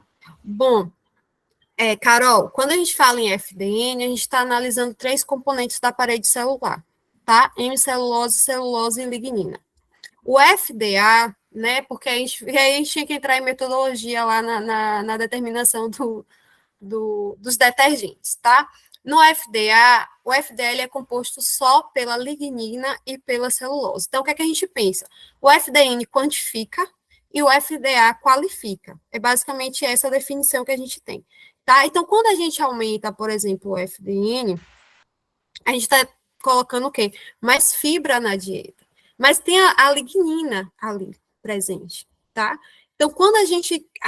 A forragem, a gramínea, o vegetal, né? Pensando assim, o verde, o cru, quanto mais velho ele fica, a lignina ela vai ficando mais velha também. Eu vou falar nesses termos para que você consiga entender, tá? Então, quanto mais velha a lignina, mais enrijecida ela fica e mais ela dificulta a disponibilidade, por exemplo, da hemicelulose e celulose para os micro-organismos lá no rumen, entende? Então, assim, quando a gente pensar em fibra, que a gente pensa em limitador de consumo, e quando a gente pensa em disponibilidade dos nutrientes, a gente caracteriza a lignina como esse empecilho. Por quê? Porque ela faz parte da estruturação da planta. Então, porque ela está na parede celular, né? Ela não é um carboidrato estrutural, mas está ali fazendo a função estrutural junto com os outros. Então, quanto mais velha a planta, mais velha é a lignina, ou seja, a quantidade de lignina ela vai se concentrar naquele ingrediente. Então, consequentemente, vai ter menos nutriente disponível lá no rumen para que os micro-organismos possam fazer a síntese, entendeu? Então, a diferença de FDA e FDN, a gente pode dizer que é o componente hemicelulose que está presente no FDN, mas não está presente no FDA. E quanto à forrageira mais velha, basicamente é por conta da concentração de lignina, porque ela não é degradável e ela se interliga ali em outros componentes da planta, fazendo com que esses componentes fiquem disponíveis para o uso lá dos micro-organismos. Respondi? Félix, só um minutinho, tá? Paloma Rafaela, né, agradece pela palestra, fala que foi ótimo. Ela queria saber a dica que você dá para quem está começando os trabalhos no laboratório e ainda não tem muito domínio sobre os métodos de análise de alimento. Oi, Rafa, tudo bom? Olha só, bromatologia é organização, o conselho que eu te dou, tá? Então, assim, para realizar os métodos de análise, você vai precisar de uma organização, porque é uma sequência, tá? É toda uma sequência, cada método, e uma organização com os resultados, são muitos números, e para cada ingrediente, para cada análise, a gente tem uma repetibilidade. Então, tem as tabelas de laboratório que a gente usa, não sei em que universidade você está, mas, assim, procura a representante do laboratório, a técnica, alguém geralmente a gente tem, é entregue também nas aulas de bromatologia, mas a gente compra um caderno, onde a gente coloca a análise, a data que foi realizada e os valores de cada análise que foi feita.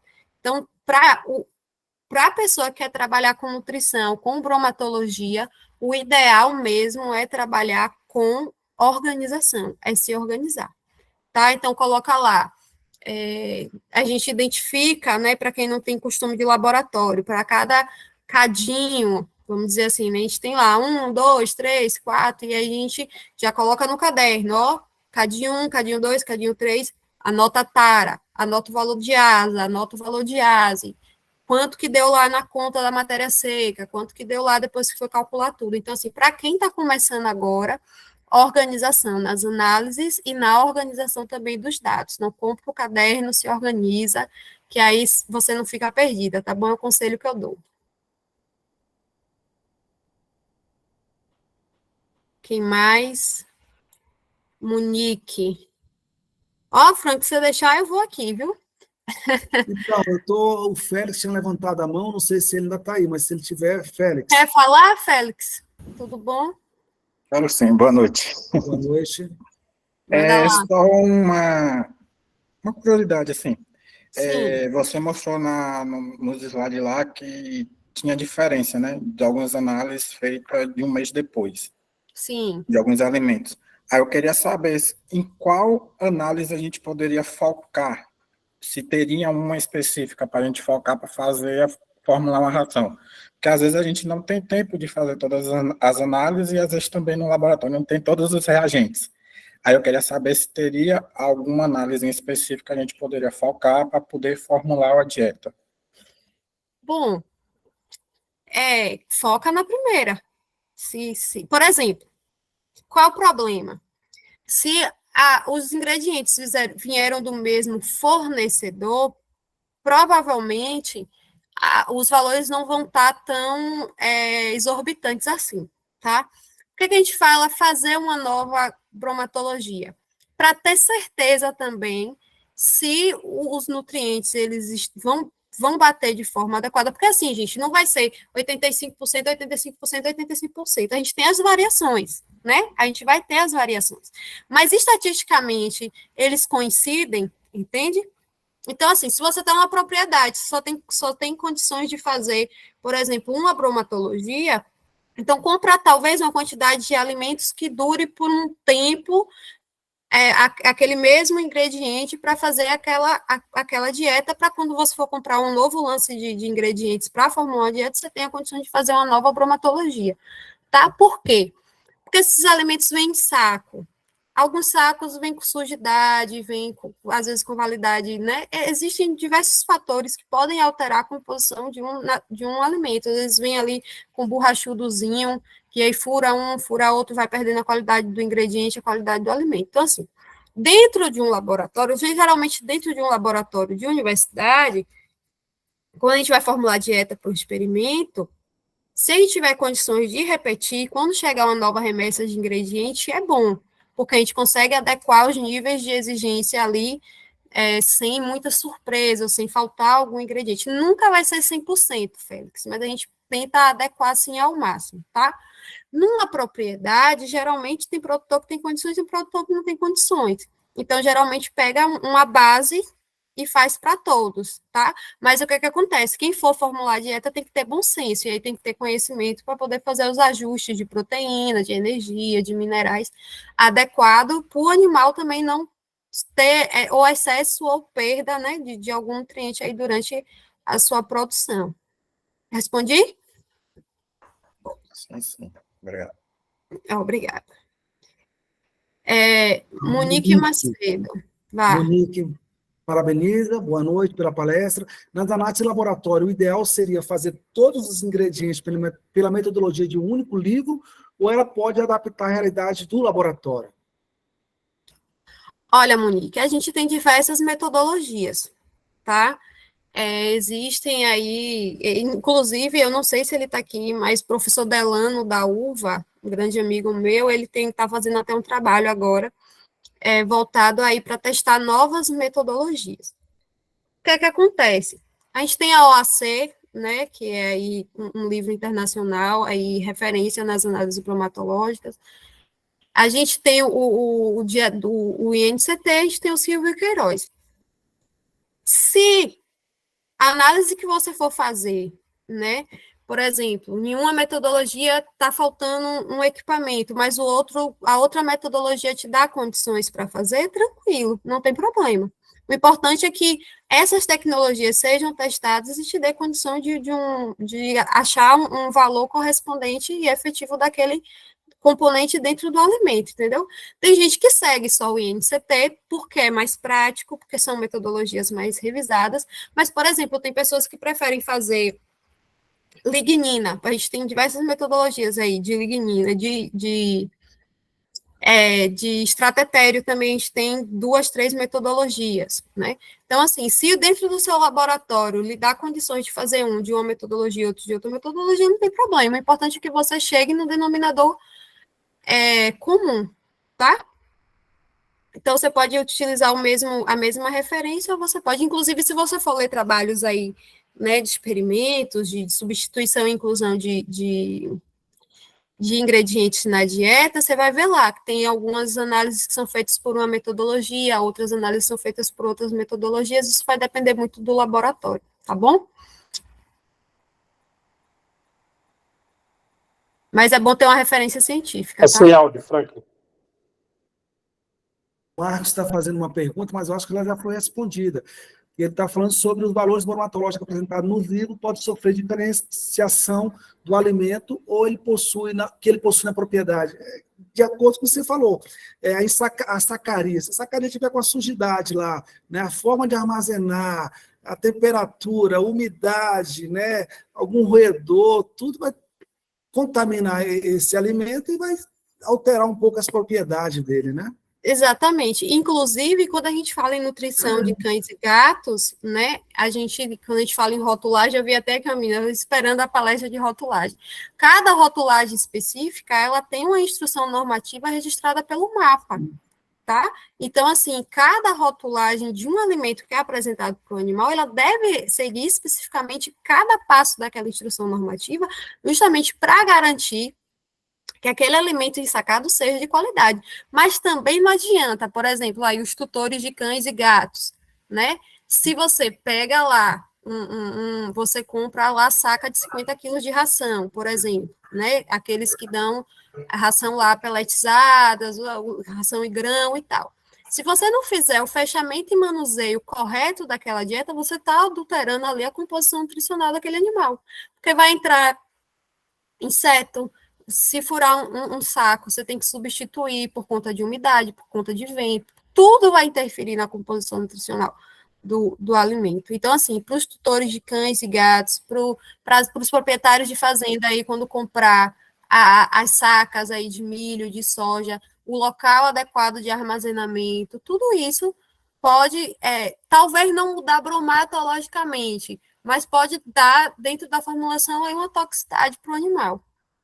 O Ézio levantou a mão, o Ézio vai falar, o Ézio trabalhou muito tempo no MAPA, nessa parte de fiscalização em fábrica de rações, né? Então ele tem um conhecimentozinho bom. Eu já até falei para ele vir falar montar uma palestra para a gente falar sobre o rotulagem, ou alimentos, né? Aí, ó, quem falou de rotulagem, cobra do Ézio. O que eu queria dizer, viu, Paloma, é o seguinte, é que as pessoas que vão fazer nutrição na propriedade ou que não tenha comercialização, ok, eu acho adequado até que você use a sua metodologia sem problema nenhum. Agora, aqueles que vão formular dieta para comércio, muito cuidado, porque se a sua metodologia não for compatível com o que é feito pelo laboratório do Ministério, pode ter problema. Sim, verdade. Muito obrigada, Ézio, por lembrar, exatamente isso aí. A Monique, ela quer saber se existe alguma diferença entre a metodologia para análise de lipídio e extrato etéreo.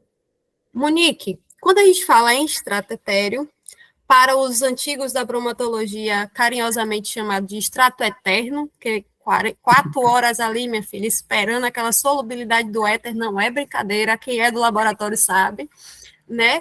Mas, assim, quando a gente faz análise de extrato etéreo, a gente vai determinar aí a quantidade de lipídios, de gordura que tem naquele alimento. Então, basicamente, é a mesma coisa, tá?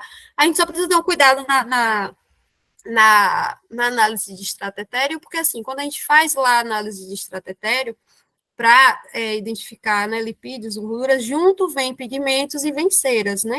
É volta para a pergunta da Victória, né? Nem tudo é tão 100%. Então, a gente precisa ter um cuidado aí também nessa determinação.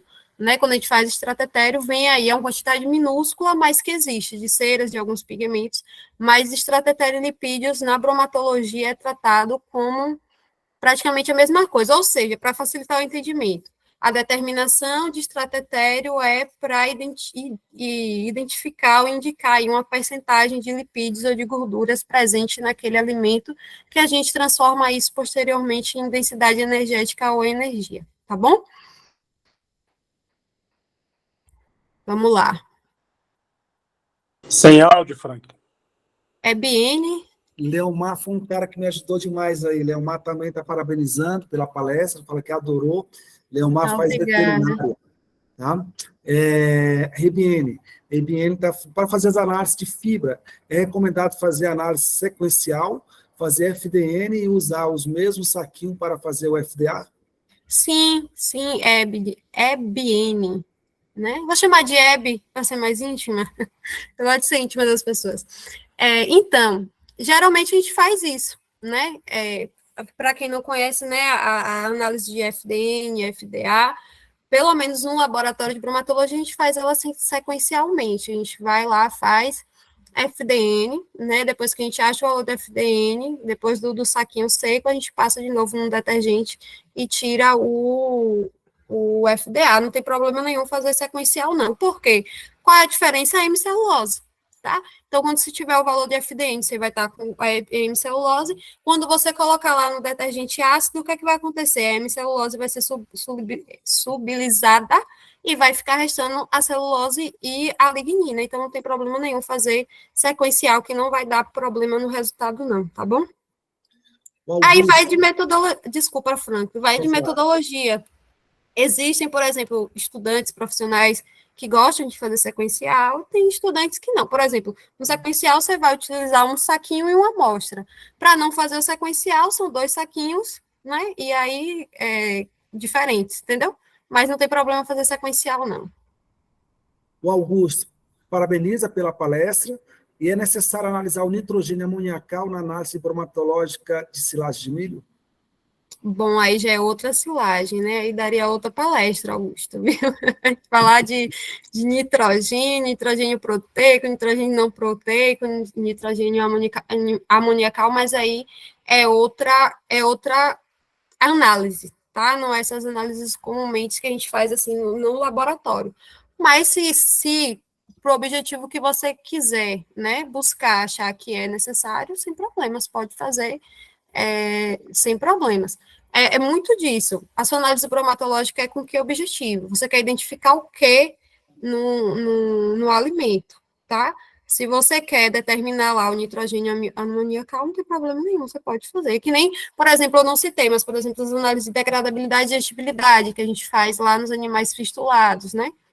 É uma necessidade, o produtor precisa ou não precisa, entende? Isso aí vai muito da necessidade do objetivo de cada análise bromatológica. Por ser talvez uma análise também mais cara, aí visa o bom senso, é necessário ou não necessário, tá? Se aí você tiver tabelas bromatológicas que tenham esse valor e que você, de certa credibilidade, confiabilidade, você puder usar também, não tem problema nenhum. Ebiene, a gente vai atrás da próxima palestra sobre rotulagem. O Ezio está aí, né? Ainda bem que ele está aí. Então, ele está sabendo que vocês estão querendo uma de rotulagem aí. A Juliana parabeniza pela palestra, excelente. Gostaria de saber se, ao realizar uma análise espermatológica de um determinado alimento, quantas devem ser as repetições se tratando de uma mesma amostra? No laboratório em que trabalho, fazemos as análises em duplicata. E já ouvi que o ideal seria fazer no mínimo em triplicata. Eu sempre trabalhei com triplicata, no mestrado, doutorado, dá uma dor de cabeça, um cansaço, uma repetição. E quando a gente entra na onda do extrato eterno, aí é eterno mesmo. Né? Aí é eterno mesmo. Bom, Juliana, isso varia muito da quantidade de amostra que você tem. Se você tem amostra para fazer 3 repetições, legal. Se você tem amostra só para fazer 2, tranquilo, porque assim, a gente não consegue coletar lá uma quantidade ideal de amostra, né? O ideal é de 3, 4, lá no laboratório eu cheguei a fazer até 5 repetições, tá? Isso vai, às vezes, de orientador, digamos assim, tem gente que gosta de dar trabalho para a gente, que acha que a gente quer morar lá no laboratório, né? Mas, enfim, isso é a especificidade de cada realidade. Mas o ideal é que seja de 3, tá? É bom a gente ter ali o erro, né? Se 2 deu e 1 não, e a gente faz a análise, então de 3, 4 para cima é o mais interessante, tá? Mas isso vai da quantidade de amostras que você tem. Se você tiver uma quantidade de amostras para fazer uma análise só, tipo uma repetição só, aí você vai na sorte, minha irmã, entendeu? Mas geralmente a gente aconselha de 3 para cima, né? Mas o ideal 3. Mas assim, eu já vi gente que fazia 10 repetições, não sei porquê, mas fazia. Não tem assim uma metodologia que diga faça X repetições. Não. A gente aconselha justamente por conta de erro, né? De análise e tudo isso, fazer comparações, e também a depender da quantidade de amostras que você possua.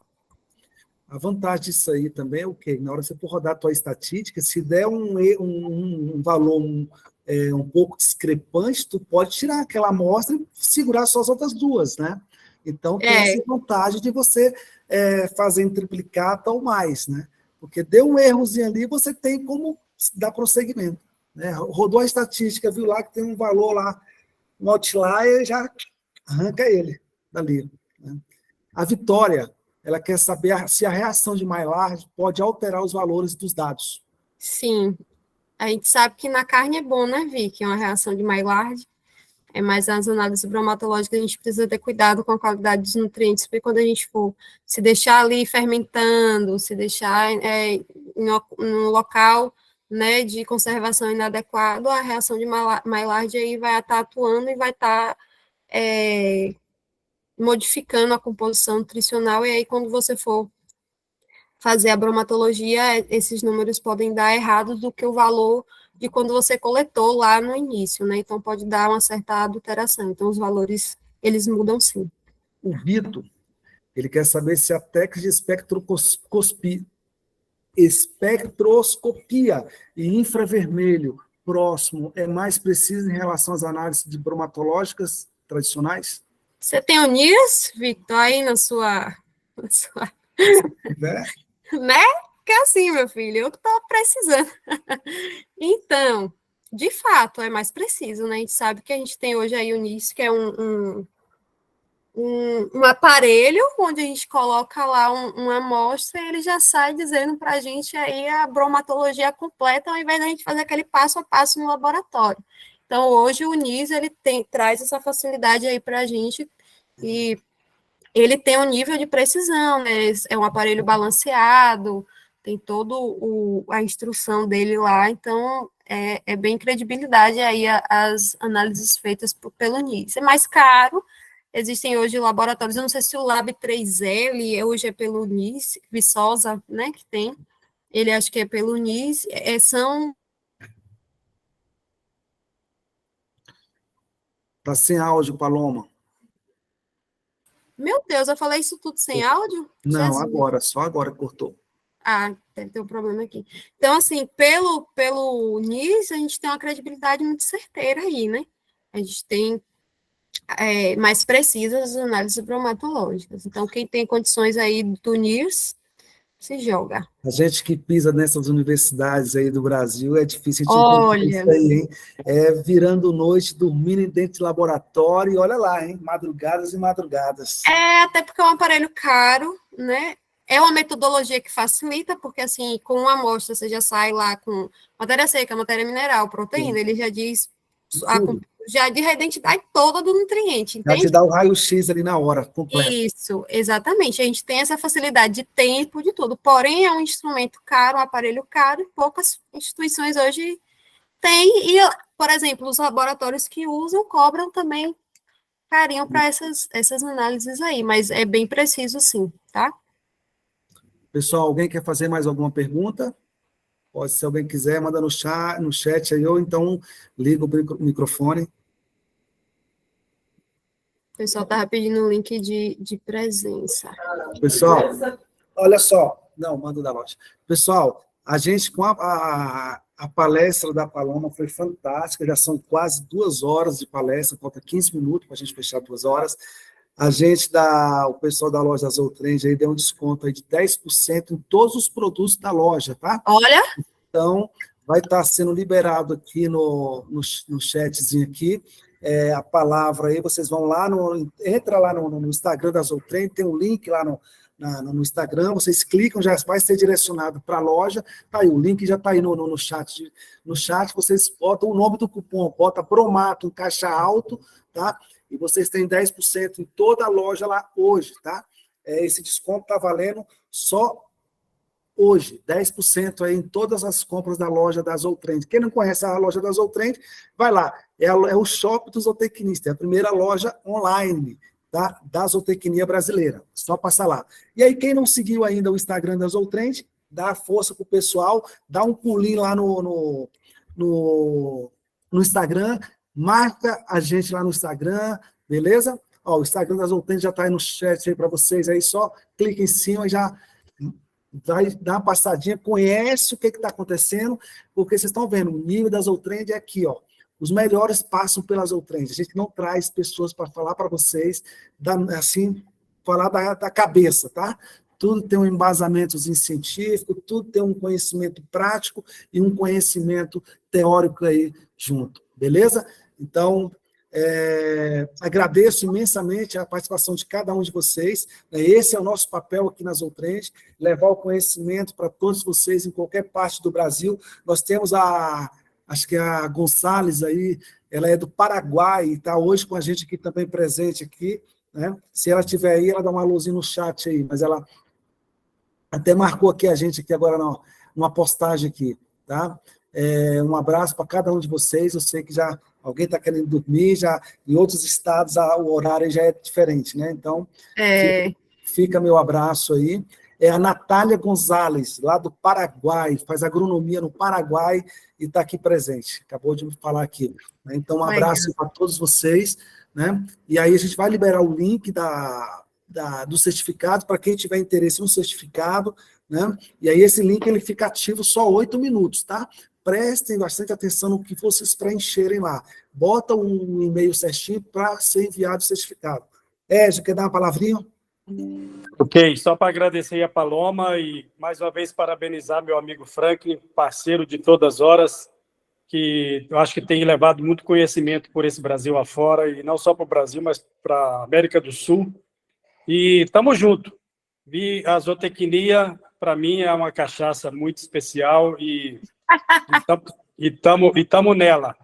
E agora, assumindo a ZODF pela terceira vez, junto com meu parceiro Franklin, aproveito para convidar todos vocês aí para dia 13 de maio, vamos ter um dia de palestras, já tenho confirmado já 3 palestras relevantes, uma com o Marinaldo, falando sobre a BZ e as ações da BZ, uma com o Bruno Luque, falando sobre o agronegócio brasileiro, as perspectivas, e outra com o Pedro Veiga, falando sobre zootecnia 4.0.